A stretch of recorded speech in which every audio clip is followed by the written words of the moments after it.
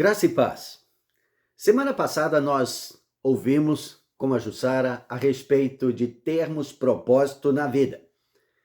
Então, hoje eu quero compartilhar na nossa reflexão o que seria o principal desses propósitos que nós precisamos ter na nossa vida.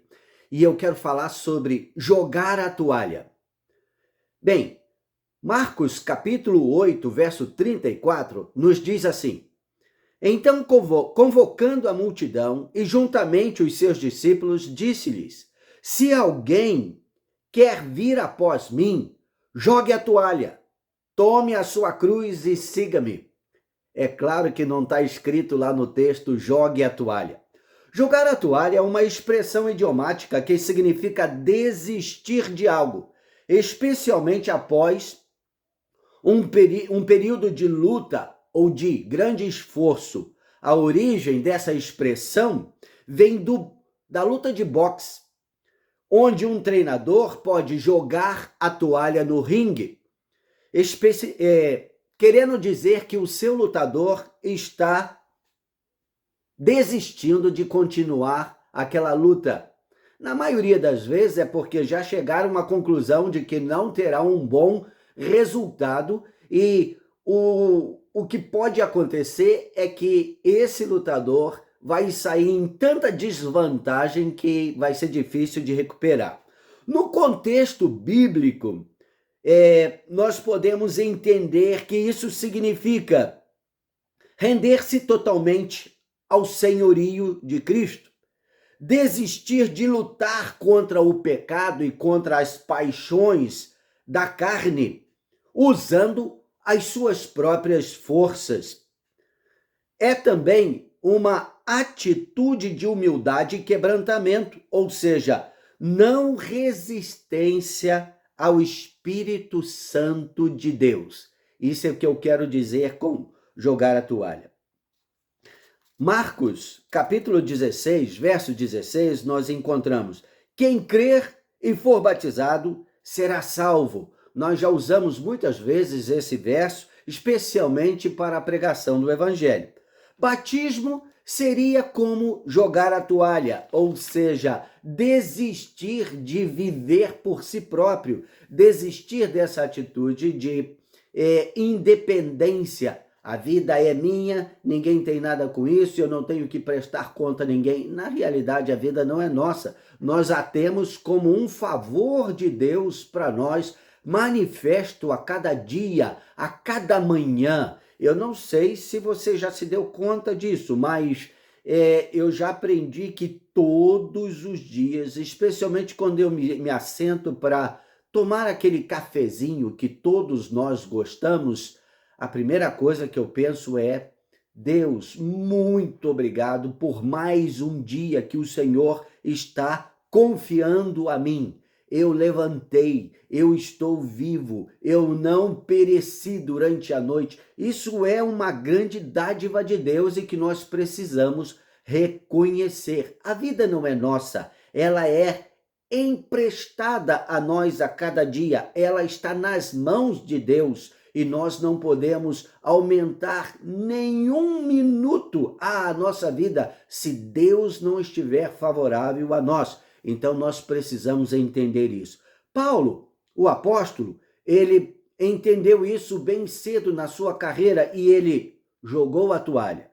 Lá em Gálatas capítulo 2, verso 19 e 20, vamos dar uma conferida lá, nós lemos o seguinte: Gálatas capítulo 2, versos 19 e 20, nos dá uma ideia bem real do que isso significa, né? E Paulo, ele disse: porque eu, mediante a própria lei, morri para a lei, a fim de viver para Deus, estou crucificado com Cristo. Esse é o significado do batismo. Logo já não sou eu quem vive, mas Cristo vive em mim, e esse viver que agora tenho na carne, vivo pela fé no Filho de Deus, que me amou e a si mesmo se entregou por mim. Paulo estava ali literalmente dizendo: eu joguei a toalha, eu deixei de viver para mim mesmo, eu deixei de perseguir os meus alvos e lutar zelosamente por aquilo que eu achava que era realmente importante. Eu descobri que estava errado, que eu estava vivendo fora do processo e eu joguei a toalha. Isso é o que Paulo estava ali querendo dizer. Nessa reflexão, vamos nos ater à atitude de humildade e quebrantamento. Não resistir ao Espírito Santo de Deus no nosso dia a dia. É isso que eu quero enfatizar aqui nessa nossa conversa a respeito de julgar a toalha. O Salmo 51, verso 17, nós vemos aqui uma citação de Davi. O Senhor não despreza, ou seja, o Senhor não é indiferente a alguém que tenha o coração quebrantado e contrito. A palavra aqui, contrito, significa profundamente arrependido. Deus não é indiferente a alguém que está com o coração quebrantado e profundamente arrependido. O Salmo 34, verso 18 diz: o Senhor se aproxima dos que têm o coração quebrantado. Meus irmãos, nós precisamos de ter a presença de Deus conosco. Nós precisamos da presença de Deus na nossa vida, no nosso caminhar. Então, nós precisamos gerar em nós essa atitude de coração de quebrantamento e humildade. O que significa quebrantamento? Quebrantamento, né? Vamos ter aqui uma definição do que isso significa no contexto da palavra de Deus para nós, no contexto do que está escrito aqui nesses dois versos que nós lemos, o Salmo 51, verso 17, e também o Salmo 34, verso 18. Quebrantamento significa capacidade de responder prontamente a Deus com uma mudança de atitude no nosso coração, quando Ele nos mostra falhas em nosso caráter ou em nossa conduta com o nosso relacionamento ao nosso próximo, né? Então, quando nós pisamos na bola, fazemos errado e Deus, o Espírito Santo, nos confronta, nos mostra que o nosso procedimento não foi correto, nós precisamos mostrar com quebrantamento, ou seja, dando uma resposta correta a Deus a respeito de mudança. Nós queremos, afinal, ser mais parecido com o Senhor. Lá no livro de Isaías, no capítulo 57, verso 15, nós lemos o seguinte: porque assim diz o alto, o sublime, que habita a eternidade, o qual tem o nome de santo. Habito no alto e santo lugar, mas habito também com o contrito e abatido de espírito, para vivificar o espírito dos abatidos e vivificar o coração dos contritos, ou seja, aqueles que estão profundamente arrependidos por ter uma vida ou uma conduta contrária àquilo que é a vontade de Deus. Davi, o rei, o salmista, que nós já, na nossa vida, na nossa caminhada diária, né, com o Senhor, nós fazemos muitas menções, aproveitamos muito do legado do rei Davi na nossa caminhada cristã, lendo os salmos, meditando nos salmos, naquilo que ele compôs, especialmente no seu relacionamento com Deus e muitas vezes expressando a atitude do seu coração.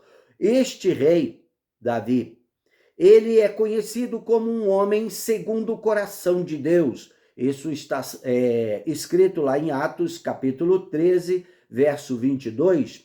Homem segundo o coração de Deus. Achei Davi, filho de Jessé, que fará toda a minha vontade, que é segundo o meu coração. Por que Davi tinha ou ganhou esse título de uma pessoa segundo o coração de Deus? Eu vou te dizer, não foi porque ele acertou o tempo todo na vida. Não, pelo contrário. Quando nós lemos a biografia de Davi, narrada na Bíblia, em 1º e 2º Samuel, depois no livro de Reis, como também nas crônicas, nós vemos que Davi pisou muito na bola.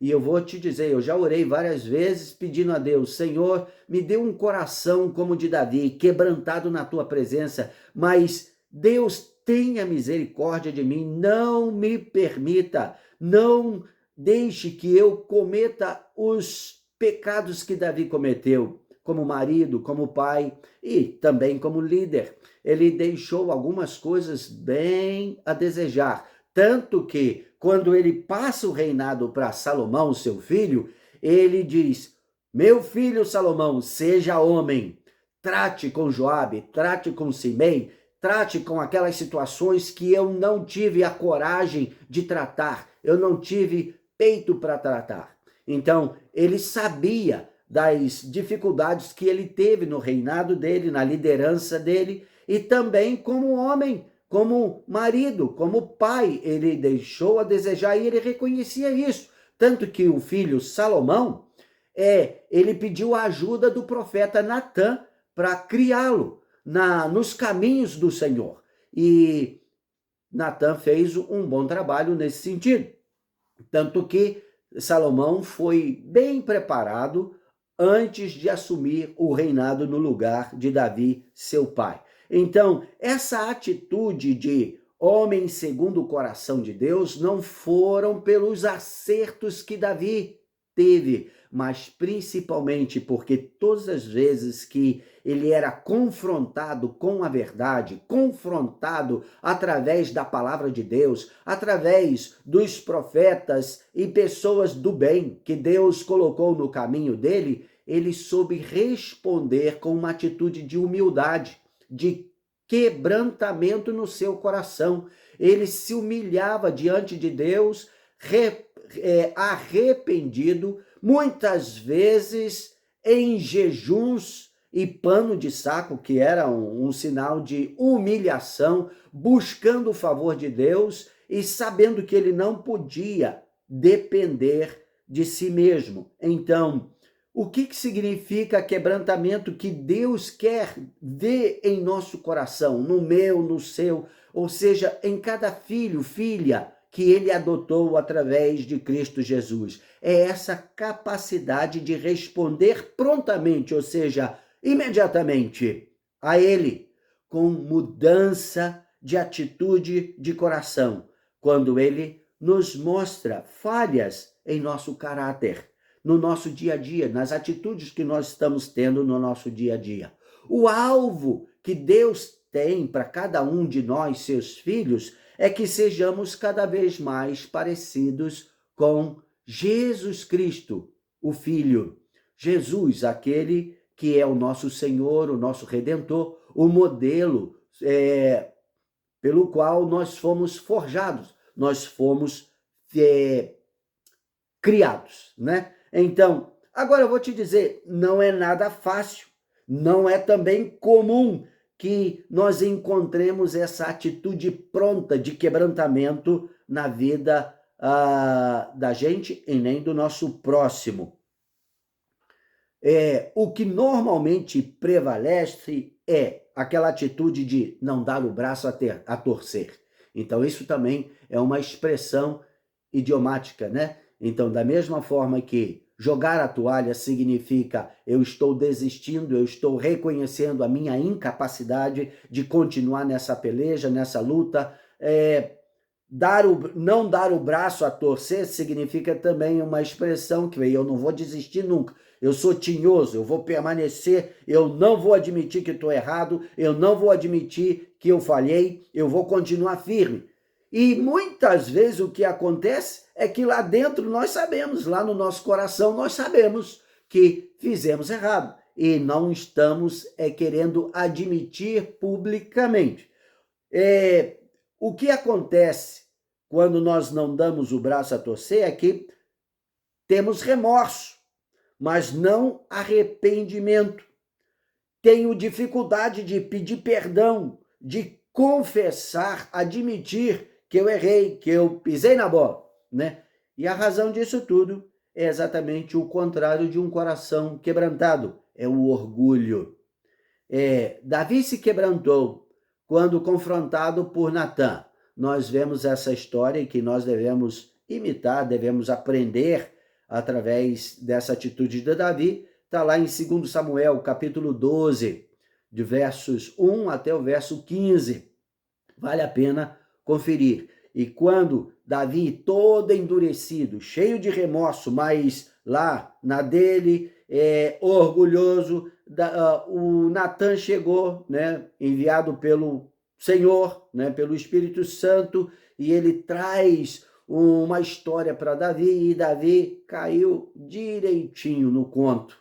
E aí, de repente, o Natã confronta ele com o pecado que ele havia cometido, e Davi se quebrou, se derramou diante do Senhor.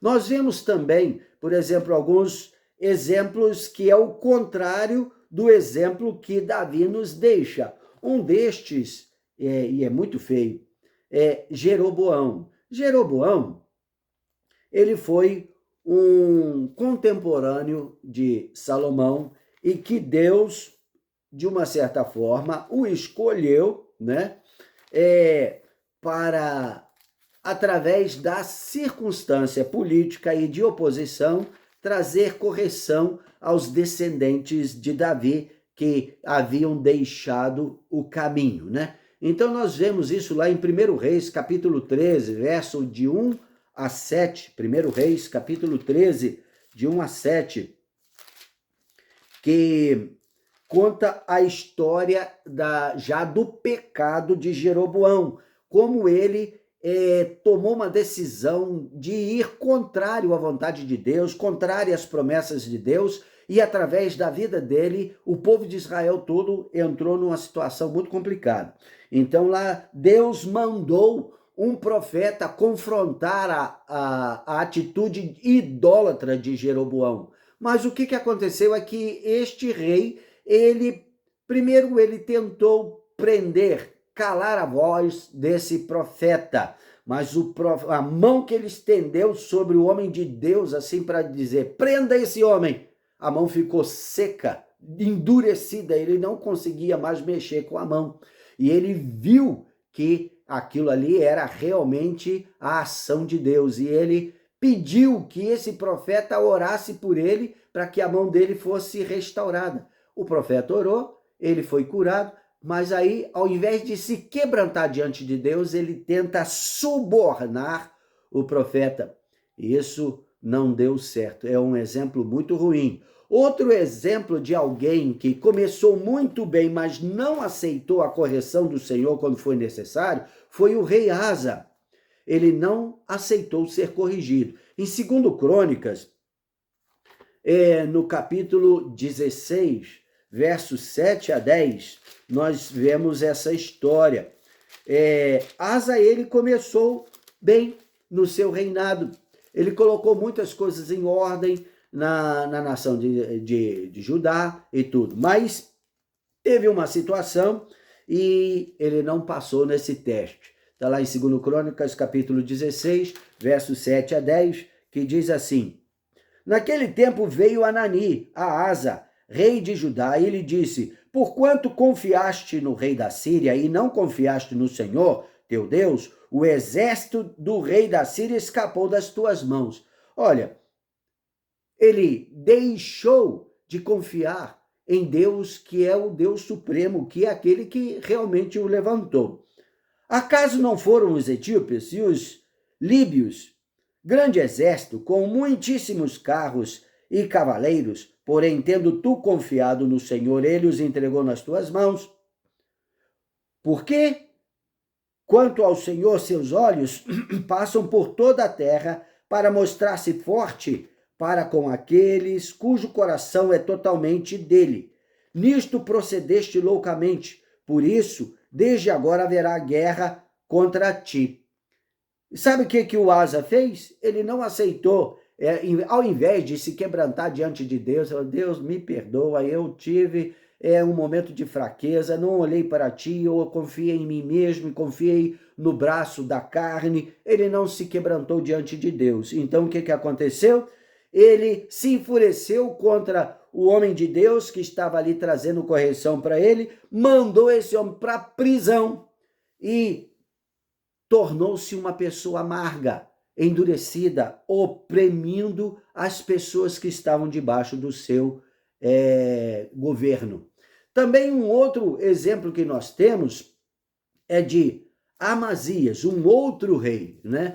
Ele também não aceitou ser confrontado. Segundo Crônicas, capítulo 25, verso 14, conta essa história. Então, diz lá, vindo Amazias da matança dos Edomitas, quer dizer, da guerra, trouxe consigo os deuses dos filhos de Seir, tomou-os por seus deuses, adorou-os e lhes queimou incenso. Quer dizer, ele começou bem, estava confiando no Senhor, Deus o ajudou nessa peleja e agora ele comete um pecado desse, né? Então, a idolatria. Deus mandou correção. O profeta veio para falar com ele, começou a confrontá-lo com a atitude errada que ele tinha, e enquanto lhe falava o profeta, disse-lhe o rei, acaso te pusemos por conselheiro do rei? Para com isso, porque teríamos que ferir-te. Em outras palavras, ei, cala a boca, quem é que te chamou aqui para ser conselheiro do rei? Para com isso, fecha sua boca. Por quê? Senão eu serei obrigado a te ferir, a tirar a sua cabeça. Meus irmãos, isso é uma atitude de grande orgulho, de soberba, de não se submeter à correção que vem do Senhor. E a palavra de Deus nos mostra que Deus corrige a todo filho a quem ele ama, que ele quer bem e que é para que nós sejamos participantes da sua santidade. Orgulho, que é a mesma coisa que soberba, afasta-nos de Deus e impede que a correção do Senhor desça para a nossa vida, para o nosso coração. Em outras palavras, nós continuamos a luta na nossa própria força e capacidade, não jogamos a toalha. E a palavra de Deus nos traz muitas... ela nos confronta, ela nos ensina, nos traz conselhos sobre como que nós precisamos, se queremos viver bem, rejeitar essa atitude de soberba. Lá no Salmo 19, verso 13, nós lemos assim, da soberba, ó Senhor, me guarde, que a soberba não me domine, então ficarei livre de pecar terrivelmente contra o Senhor. Então, esta é uma oração que precisa estar nos nossos lábios, precisa partir do nosso coração constantemente. Nós precisamos dessa proteção, de ser guardado, livre da soberba, do orgulho, né? Provérbios 16, verso 18 diz, a soberba precede a ruína e o orgulho precede a queda. Se nós queremos viver uma vida que deve ser o normal para cada um de nós, filhos de Deus, assim, sempre subindo, mesmo que a inclinação não seja tão acentuada, mas ela precisa estar sempre na mesma direção, ou seja, olhando para aquele que é o autor e consumador da nossa fé, Jesus. Isso significa, eu joguei a toalha, eu dependo dele, e que a soberba, que o orgulho não me domine. Tiago capítulo 4, verso 6, diz, Deus resiste ao soberbo, mas dá graça aos humildes. Aqueles que têm uma atitude de humildade, que jogou a toalha, né? Deus tem um olhar especial para estes, né? O caminho para uma atitude quebrantada. Como deve ser isso? Como nós lemos aqui, pedir ao Senhor para sondar o nosso coração. Todos os dias nós precisamos disso. Pedir a Deus, pedir o Espírito Santo que sonde o nosso coração. Por quê? Nós sabemos que o nosso coração é enganoso. Muitas vezes nós, sem percebermos, somos inclinados a estar cheio de vaidade, cheio de orgulho, especialmente quando nós estamos andando assertivamente, fazendo aquilo que é correto, aquilo que nós entendemos agradar a Deus. Então, de repente, nós nos abrimos para um veiozinho de vaidade. Isso pode ser a ruína da nossa vida. Nós precisamos pedir ao Senhor constantemente: Senhor, sonda o meu coração, vê se há em mim algum caminho mau e guia-me pelo caminho eterno. Nós vemos lá no Salmo 26, verso 2, Salmo 26, verso 2, que diz: examina-me, Senhor, e prova-me, sonda-me o coração e os pensamentos. Nós precisamos ter esta oração constante na nossa vida. Salmo 139, Salmo 139, versos 23 e 24. Salmo 139, 23 e 24, nos diz assim: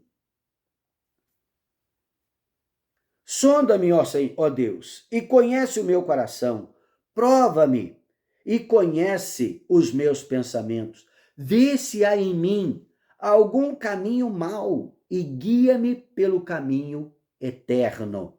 É a continuação, né, com quase que a mesma repetição do salmo que nós lemos anteriormente, Salmo 26. Nós precisamos da graça de Deus para nos livrar do caminho mau. Lá em Jeremias, capítulo 17, nos mostra a razão de nós estarmos tendo que fazer essa oração o tempo todo. Em Jeremias, capítulo 17, verso 9 e 10, que diz: enganoso é o coração, mais do que todas as coisas, e desesperadamente corrupto. Quem o conhecerá?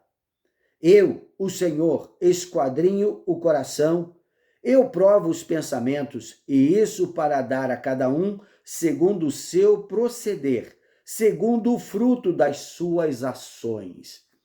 Meus irmãos, nós temos um coração meio complicado.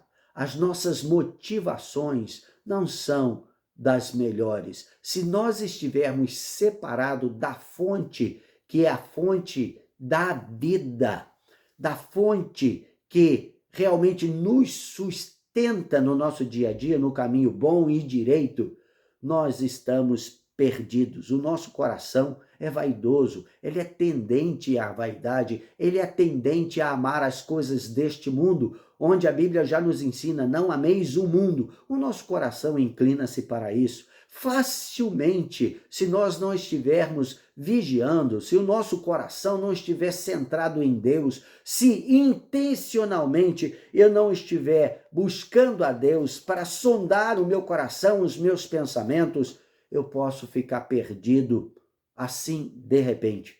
Eu preciso ter um coração quebrantado. Ou seja, essa expressão que nós começamos essa reflexão com ela, jogar a toalha, precisa ser presente no meu dia a dia, para que eu aprenda a não depender de mim mesmo, da minha própria força ou capacidade, ou conhecimento, ou dons e talentos que vieram de Deus para mim. Mas facilmente eu posso achar: eu sou o cara, olha, eu sou bom mesmo. E na realidade nós não somos, nós dependemos do Senhor. Então nós precisamos pedir ao Senhor para sondar o nosso coração. E uma vez que Deus nos mostra, o Espírito Santo nos traz revelação sobre o nosso coração, sobre o que está lá dentro, responder ao Senhor com confissão e arrependimento, estar pronto para resolver essa parada diante de Deus. Lá na carta de 1 João, no capítulo 1, verso 9, nós aprendemos que se confessarmos os nossos pecados, Ele é fiel e justo para nos perdoar os pecados e nos purificar de toda injustiça. Nós precisamos de confiar na graça do Senhor para nos aperfeiçoar no nosso dia a dia. Agora, parte dessa confissão está também a atitude que nós precisamos fortalecer na nossa vida de aprender o caminho da humildade, né? Nós precisamos ter um coração quebrantado, contrito, isso é facilidade de reconhecer os meus erros e faltas e confessá-los a Deus e acertar a minha vida, mas eu preciso também aprender a ser humilde.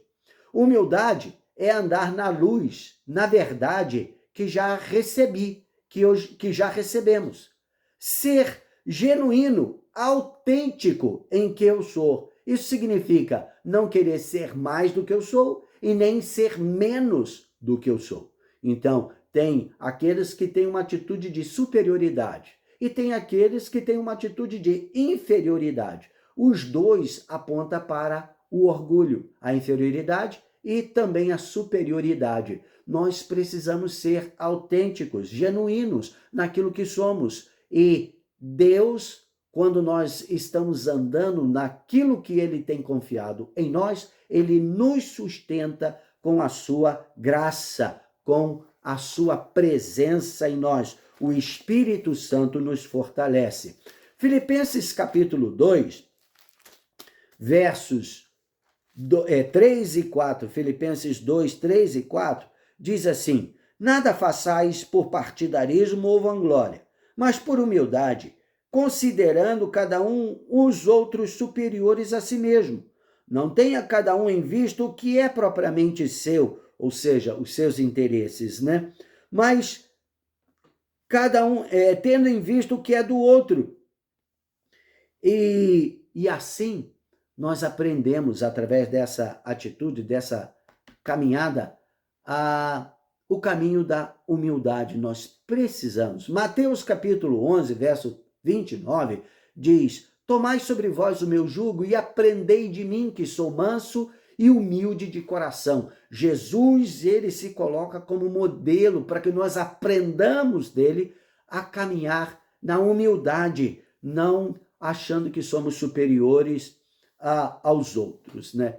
Uma coisa que me ajudou bastante a entender essa caminhada foi a maneira como eu via crítica. Eu vou te dizer uma coisa, meus amados,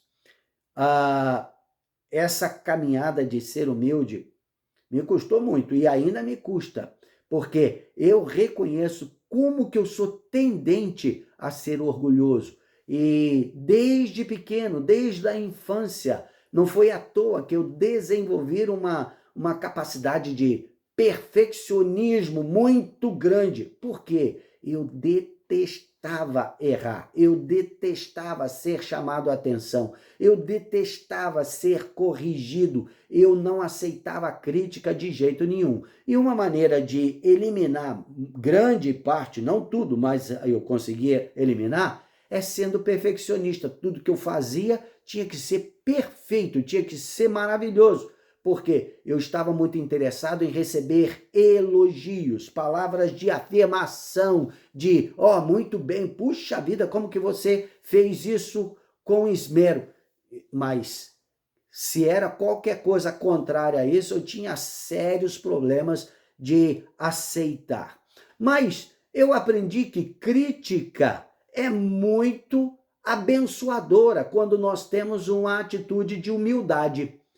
Alguns dizem, mas tem crítica construtiva e crítica destrutiva. Eu vou te dizer, na minha experiência, o que eu aprendi é crítica. E significa apontar o que está errado, apontar aquilo que pode ser melhorado, seja no nosso caráter ou nas coisas que nós fazemos, que nós produzimos. Criticar é apontar para aquilo que pode ser aperfeiçoado. Não é palavras de afirmação, não é muito bem, servo bom e fiel, não é isso. Crítica é focalizar aquilo que pode ser consertado, melhorado, aperfeiçoado.